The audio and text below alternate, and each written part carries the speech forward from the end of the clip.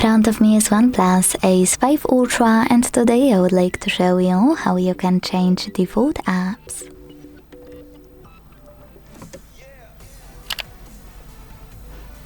Begin by opening Play Store and downloading any app you wish to set up as your new default one. I already did that with Firefox, so I can exit Play Store and go into Settings. Now scroll down to click on Apps.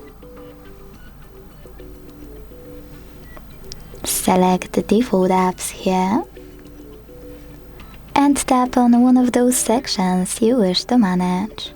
In my case, Browser app. Now click on an app you wish to apply as your new default and go back. As you can see, after a couple of seconds, my default app has changed. Thanks so much for watching. If you enjoyed this video, leave a like, comment and subscribe. Bye!